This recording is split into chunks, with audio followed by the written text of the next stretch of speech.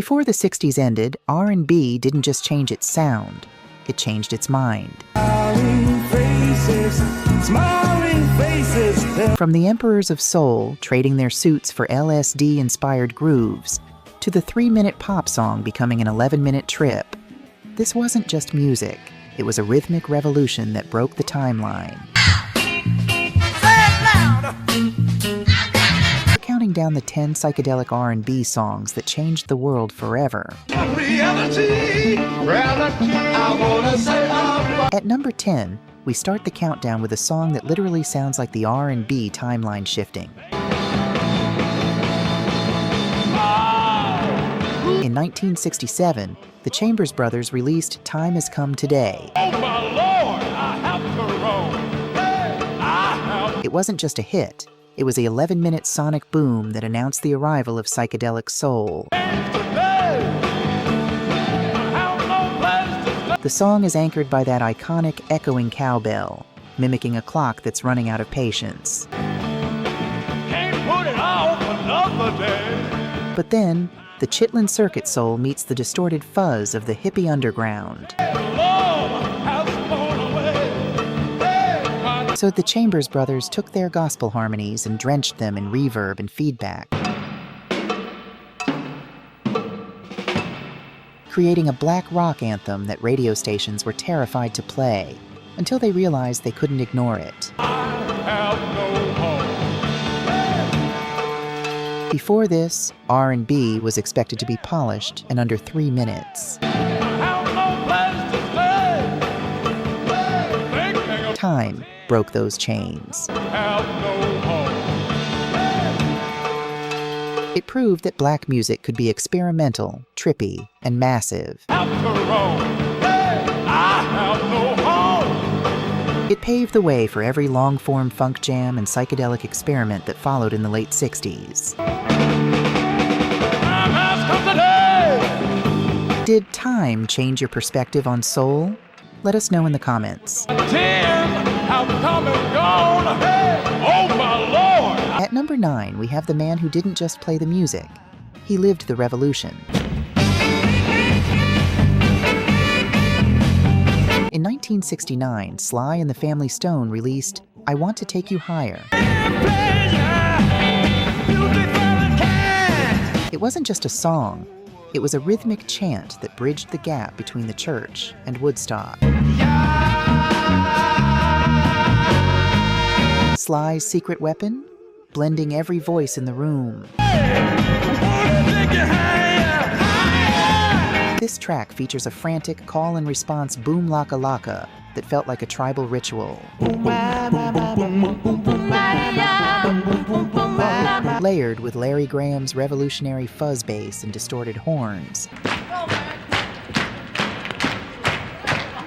And it took the structure of R&B and injected it with the raw, chaotic energy of San Francisco psychedelia. It was loud, it was messy, and it was perfect.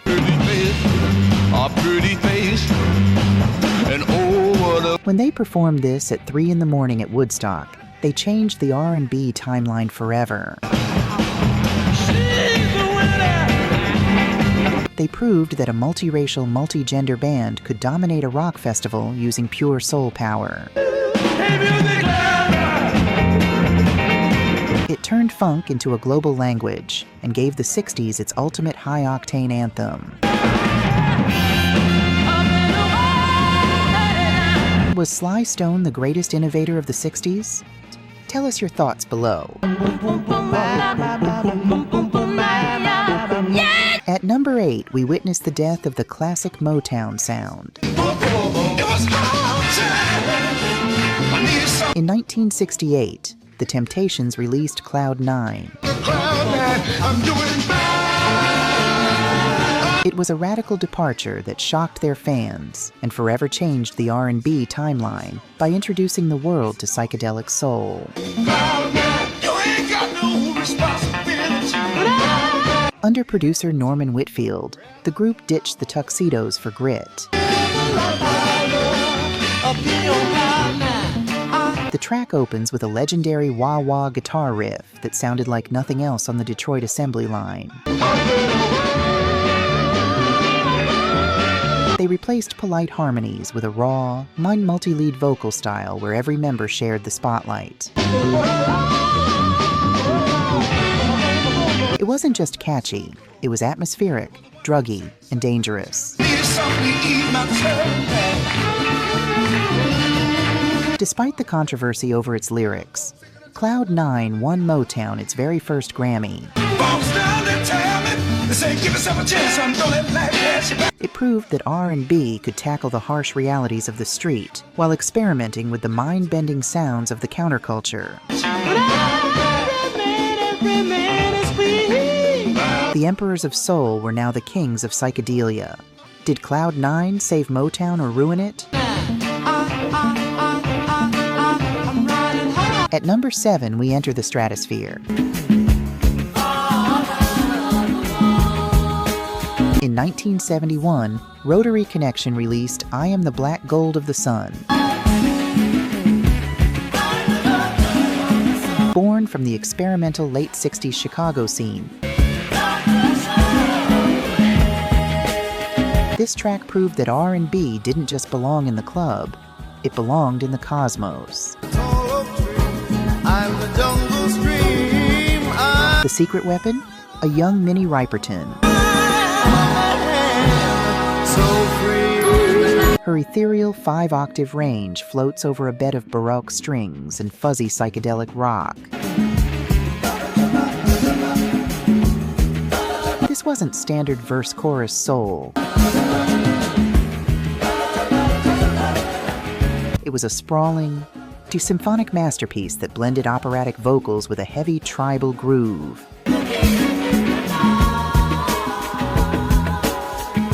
It challenged every boundary of what black music was allowed to be. Though it was ahead of its time, this song became the DNA for future legends. From Earth, Wind and Fire to the soul sampling era of J Dilla, its influence on the R&B timeline is immeasurable. It remains the ultimate example of psychedelic soul at its most sophisticated.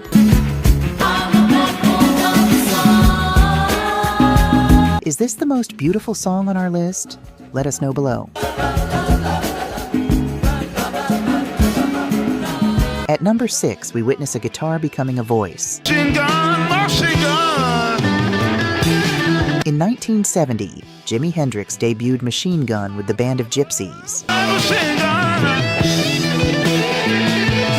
It was a 12-minute R&B blues odyssey that didn't just play the notes. It played the sound of a generation in pain. Hendrix used the tools of psychedelia, feedback, distortion, and the univibe to mimic the terrifying sounds of the Vietnam War. Over Buddy Miles's relentless machine gun drum beat, Jimmy's guitar screamed like a siren and groaned like a soldier.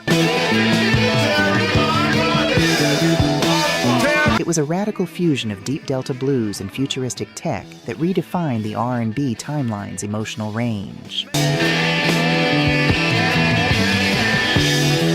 This wasn't just rock. This was the Black Rock Revolution. By returning to an all-black lineup, Jimi anchored his psychedelic explorations back in the heavy groove of R&B. It remains the most powerful instrumental statement ever made in the genre. Is Machine Gun the greatest guitar performance of all time? Tell us your pick below. Subscribe to our YouTube channel R&B Timers for more stories and documentaries. Like, share, and join the family, because real R&B never dies. It just waits to be rediscovered. R&B Timers, timeless music, timeless soul.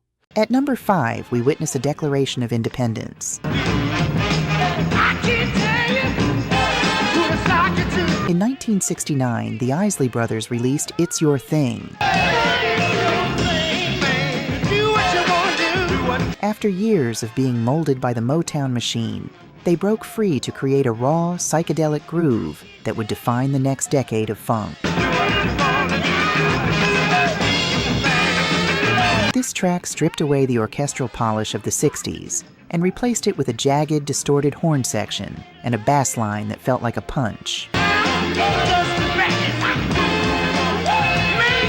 By incorporating the fuzz and grit of the psychedelic rock scene, the Isleys created a sound that was both street legal and mind-expanding. It wasn't just a hit, it was a blueprint for every self-contained R&B band that followed. But It's Your Thing was more than a song, it was a message. It told the industry that R&B artists didn't need a major label to innovate. This psychedelic funk hybrid proved that creative freedom sounded better than any studio formula. The Isley Brothers didn't just join the revolution, they financed it. At number 4, we reach the point of no return. In 1968, James Brown released Say It Loud, I'm Black and I'm Proud. One more time. Psychedelia isn't always about sound effects. Sometimes it's about a radical shift in the way we perceive ourselves. JB abandoned traditional melody for a trance-like percussive groove. By shifting the emphasis to the one, he created a psychedelic loop that forced the listener into a new state of mind. The swirling horns and the raw, unpolished shouting of a children's chorus broke every rule of 60s radio.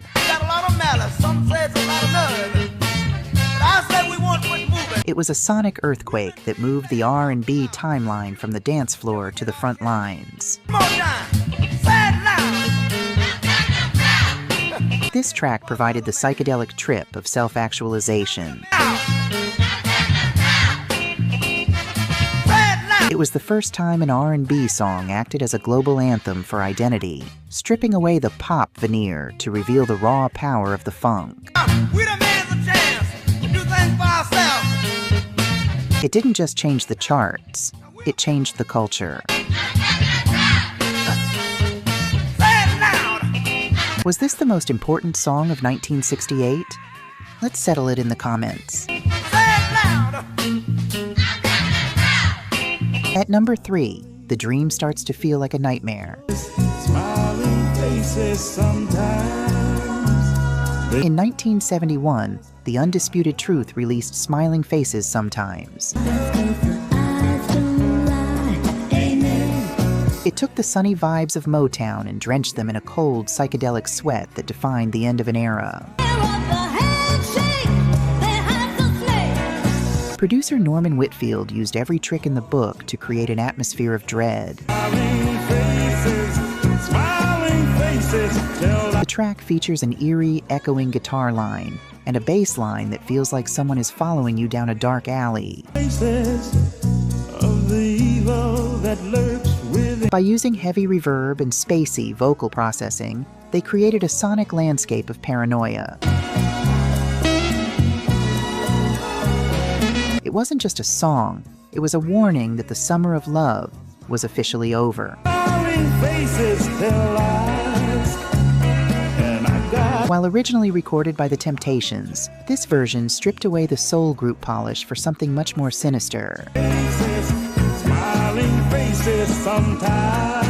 It proved that R&B could be cinematic, psychological, and deeply unsettling.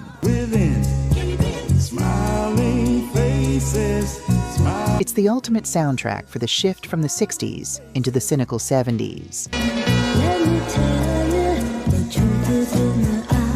At number 2, we look at a global anthem that hides a dark psychedelic secret.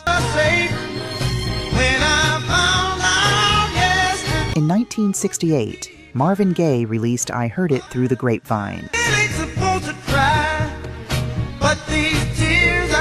It wasn't the first version of the song, but it was the one that turned Motown into a haunted house.